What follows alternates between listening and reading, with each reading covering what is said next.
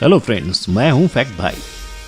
और क्या आप जानते थे सुसनपाटा तलवार, जिसे दंड पट्टा भी कहते हैं, मुगलों के वक्त बनी ऐसी तलवार थी जिसे शिवाजी महाराज ने इस्तेमाल किया था। इस तलवार की धार इतनी तेज थी कि जब प्रतापगढ़ के युद्ध में शिवाजी महाराज पे वार हुआ था, तब उनके बॉडीगार्ड ने इससे वार कर दुश्मन का हाथ उसके शरीर से काटकर अलग कर दिया था। लेकिन यही नहीं, मराठा साम्राज्य में और भी 3 ऐसी तलवारें थीं जिसने पलक झपकते ही दुश्मन के सर धड़ से अलग कर दिए थे। और सिर्फ मराठाओं के पास ही नहीं, हमारे मैसूर टाइगर के पास भी ऐसी तलवार थी जिसने जैसा नाम वैसा ही हथियार का काम। इसका एग्जाम्पल सबको दिया है, और ये तलवार है टीपू सुल्तान की, जो उस वक्त की इतनी नायाब तलवार थी कि नीलामी में ये 21 करोड़ रुपए में बिकी। लेकिन ऐसा क्या खास था उस तलवार में, उसके बारे में जानने के साथ ही आपका 900 साल पुरानी एक ऐसी तलवार के बारे में जानना भी जरूरी है जिस पर 4 इंच सोने की मुठ लगी है। ये वही तलवार है जिससे आखिरी हिंदू सम्राट और राय पिथौरा के नाम से मशहूर राजा ने दुश्मनों को उनकी नानी याद दिला दी थी। ऐसे ही हमारे इतिहास के कई और शक्तिशाली तलवारों के बारे में जानेंगे हम इन वीडियो भारतीय इतिहास की खतरनाक तलवारें। नंबर 1, छत्रपति शिवाजी महाराज की तलवारें। यहाँ मैंने तलवारें इसलिए कहा क्योंकि ये शिवनेरी के किले में जन्म लेने वाले वो योद्धा थे जिन्होंने अपने राष्ट्र को दुश्मनों से बचाने के लिए 3 नायाब तलवारों का इस्तेमाल किया था। इनफैक्ट ऐसा कहा जाता है कि जितना दम शिवाजी महाराज के बाजुओं में था, उतना ही धार उनकी तलवारों में भी था, जो हवा से भी तेज चलते हुए दुश्मनों का सफाया करती थी। जिसमें सबसे पहली है जगदम्बा तलवार, जिसकी रचना कुछ ऐसी हुई थी कि छत्रपति शिवाजी महाराज अपनी सेना को और भी ज्यादा ताकतवर बनाने के लिए काफी कोशिशें कर रहे थे। उसी वक्त जब वो कोंकण गए थे, तभी उनके ही एक योद्धा अंबाजी सावंत ने स्पेन की एक जहाज पर हमला बोल दिया, और हमले के बाद अंबाजी ने पुर्तगाल के सेनापति के पास से एक और खूबसूरत तलवार पाई, जिसे महाशिवरात्रि की पूजा के वक्त अंबाजी के ही बेटे ने शिवाजी को एज अ गिफ्ट दिया। ये ऐसी अद्भुत और विशेष तलवार थी जिसे देखकर महाराज ने फौरन अपनी सेना के लिए भी ऐसी ही तलवार बनाने का काम स्पेन को सौंप दिया। फिर कई महीनों बाद जब स्पेन से तलवारें बनकर आईं, तब उसके साथ ही स्पेन के राजा ने रत्नों से जड़ी एक अद्भुत और नायाब तलवार भी भेजी थी। इस तलवार को शिवाजी ने जगदम्बा नाम दिया था, जिसे गुलामी के दौरान अंग्रेज अपने साथ ब्रिटेन ले गए थे।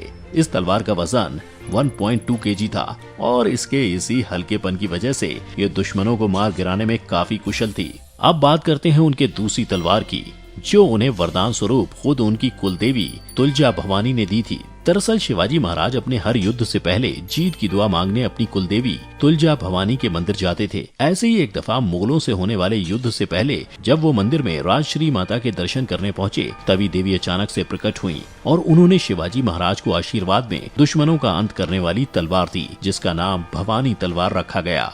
उनकी अगली तलवार है तुलजा तलवार, जो उनकी खानदानी तलवार है।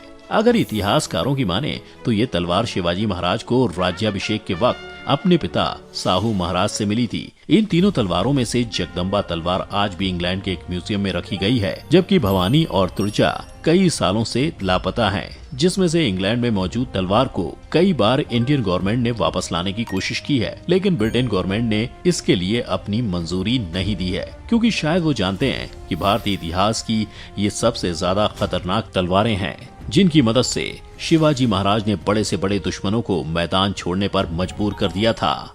नंबर 2, महाराणा प्रताप की तलवार।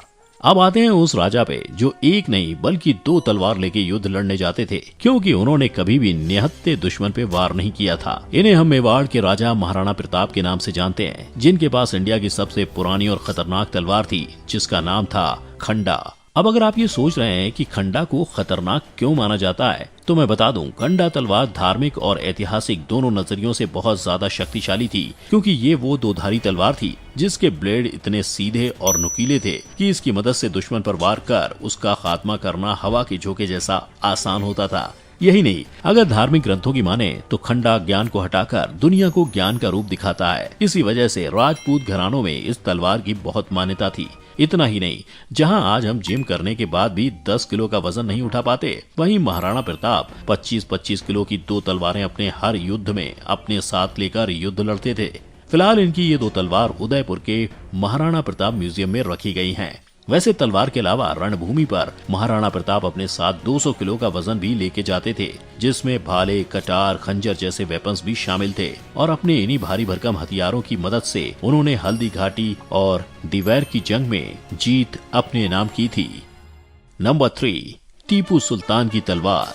आई एम श्योर अगर आपने भी मन लगा के हिस्ट्री पढ़ी होगी तो आप इन्हें मैसूर के टाइगर के नाम से जरूर जानते होंगे। पर जो चीज आप नहीं जानते वो है इनकी तलवार, जिसे नीलामी में 21 करोड़ रुपए में बेचा गया था। और जानते हो इसकी नीलामी किसने करवाई है? खुद विजय माल्या ने। दरअसल विजय माल्या ने 2004 में 1.5 करोड़ रुपीस में इसे खरीदा था, लेकिन उनके परिवार का मानना है कि जब से तलवार उनके घर में आई है तब से उनका बुरा वक्त शुरू हो गया। इसीलिए उन्होंने लंदन के फेमस ऑक्शन हाउस बनहम्स में तलवार को डिस्प्ले के लिए रखा, जिसके बाद 21 करोड़ रुपए में उसकी नीलामी हुई, जिसकी वजह है इस तलवार पे बेशकीमती पत्थरों से बना बाघ। और सिर्फ तलवार ही नहीं, टीपू सुल्तान का रिजेंबलिंग साइन, जिसे पहचान चिन्ह कहा जाता है, वो बाघ ही था, जिस वजह से उनकी सभी चीजों पे बाघ का निशान जरूर नजर आता है, क्योंकि उनका मानना था हजारों साल डरे सहमे सियार की तरह जीने से बेहतर एक दिन बाघ की तरह जिया जाए। इतना ही नहीं, सुल्तान की तलवार पे कुरान की आयतों के साथ ही वॉर जीतने का मैसेज भी है। और तो और उनकी इस तलवार को बनाने के लिए वुड्स स्टील का इस्तेमाल किया गया था, जिसका वजन 7 किलो 400 ग्राम है, जो इसे इतना तेज बनाती है कि ये इंसान के शरीर पे लोहे के कवच को चीरते हुए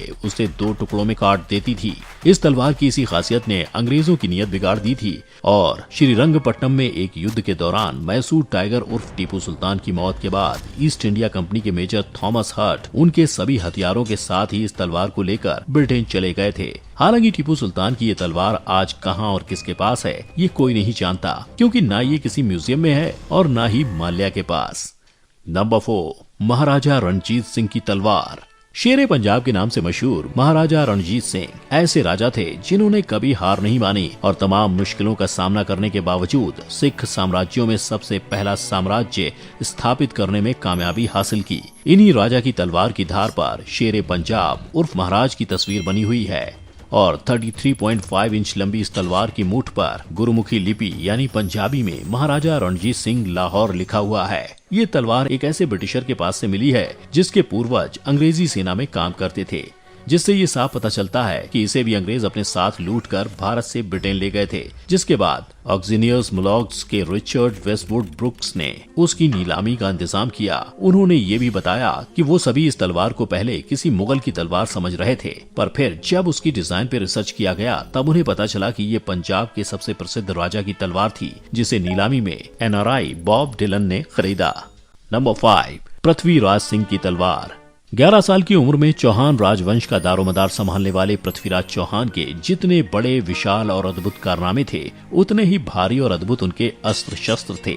तभी तो आज जहां 50 किलो की गोनी उठाने में 2 लोगों की जरूरत पड़ जाती है, वहीं पृथ्वीराज चौहान अपने वजन के साथ ही 60 किलो की तलवार लेकर युद्ध भूमि में जाते थे और दुश्मनों से मुकाबला करते थे।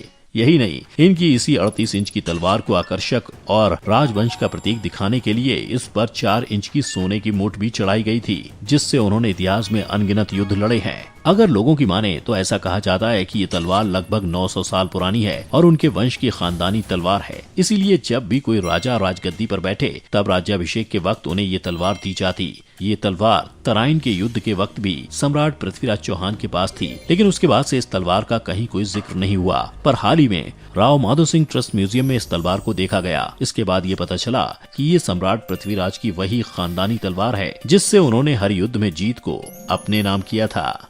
अब इन सभी तलवारों के बारे में जानकर ये बात तो साफ हो गई है कि आज से 800 साल पहले भारत अस्त्र शस्त्र और युद्ध कला में दुनिया का सबसे ज्यादा विकसित देश था और इन्हीं का सबूत है ये तलवारें, जिनके इस्तेमाल से हमारे यहाँ के सभी वीर राजाओं ने न जाने कितने युद्ध लड़े और उनकी बदौलत जीत का खिताब अपने नाम किया।